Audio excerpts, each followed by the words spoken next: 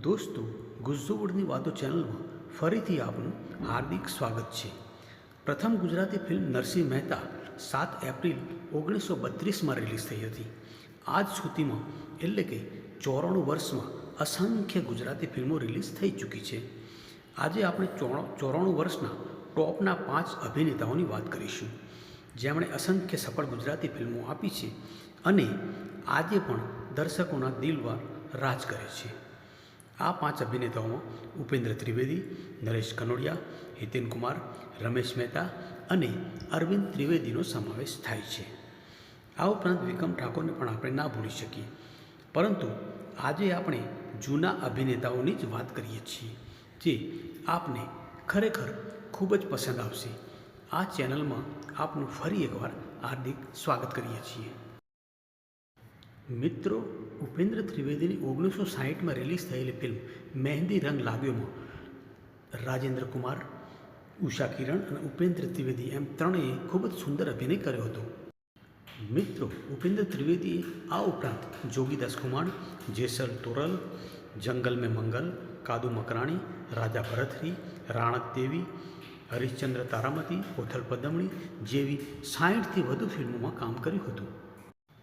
1970થી ફિલ્મી કારકિર્દી શરૂ કરનાર નરેશ કનોડિયાએ 125થી વધુ ફિલ્મોમાં કામ કર્યું હતું, જેમાં ઢોલા મારું, કંકુની કિંમત, લાજુ લાખણ, ઊંચી મેડીના ઊંચા મોડ, રાજ રાજવણ સહિત અનેક ફિલ્મોનો સમાવેશ થાય છે.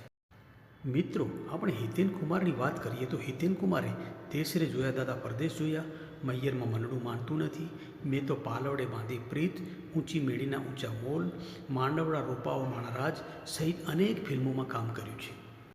રમેશ મહેતા એટલે ગુજરાતી ફિલ્મોના ચાર્લી ચેપ્લિન. તેઓ હંમેશા લોકોને હસાવતા હતા. તેમણે જેસલ તોરલ, ડોલા મારું, ગંગા સતી, હિરણને કાંઠે, દેશ રે જોયા દાદા પરદેશ જોયા, પાતળી પરમાર સહિત અનેક ફિલ્મોમાં અભિનયના અજવાળા પાથર્યા હતા. મિત્રો, રામાયણ સિરિયલમાં રાવણની ભૂમિકા ભજવી લોકપ્રિય થયેલા અરવિંદ ત્રિવેદીએ લગભગ 300થી વધુ હિન્દી અને ગુજરાતી ફિલ્મોમાં કામ કર્યું છે. ગુજરાતી ફિલ્મોની વાત કરીએ તો તેમણે જેસલ તોરલ, દેશ રે જોયા દાદા પરદેશ જોયા, કુંવરબાઈનું મામેરું, સંતુ રંગીલી અને હોથલ પદમણી જેવી અનેક ગુજરાતી ફિલ્મોમાં કામ કર્યું છે. મિત્રો, આ દ્રશ્ય છે ઉપેન્દ્ર ત્રિવેદીની ફિલ્મ માનવીની ભવાઈનું. માનવીની ભવાઈ ફિલ્મ ખૂબ જ લોકપ્રિય થઈ હતી અને ઉપેન્દ્ર ત્રિવેદીનો અભિનય પણ ખૂબ વખણાયો હતો. તોય ક્યાંથી? એ વાત પછી, પહેલા ખાઈ લો. મિત્રો, નરેશ કનોડિયા અને સ્નેહલતાની આ ફિલ્મનું ગીત લોકોએ ખૂબ જ વખાણ્યું હતું અને આ ગીત આજે પણ લોકો વખાણે છે.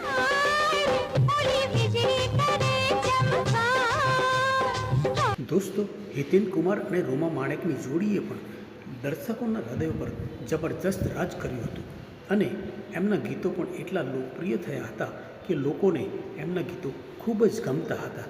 આજે પણ લોકો સાંભળે છે.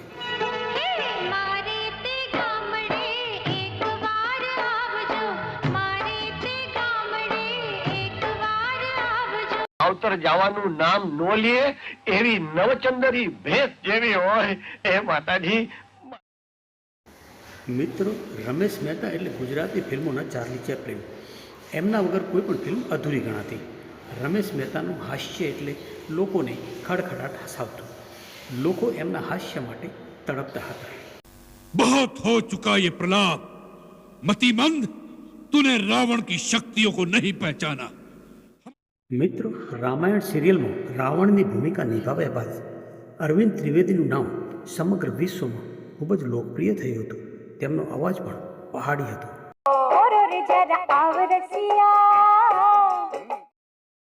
ઉપેન્દ્ર ત્રિવેદી અને સ્નેહલતાની જોડીએ ગુજરાતી ફિલ્મોમાં ખરેખર ખૂબ જ ધમાલ મચાવી હતી. આ જોડી લોકોને ખૂબ જ પસંદ પડતી હતી. નરેશ કનોડિયા અને સ્નેહલતાની જોડીએ પણ ખરેખર ધમાલ મચાવી દીધી હતી.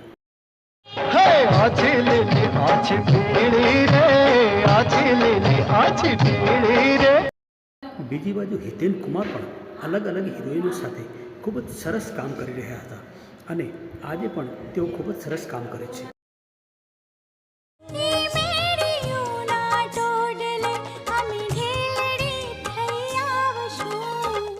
મિત્રો, આ વિડીયો આપને કેવો લાગ્યો કોમેન્ટ જરૂર કરજો. અમારો ઉત્સાહ વધશે.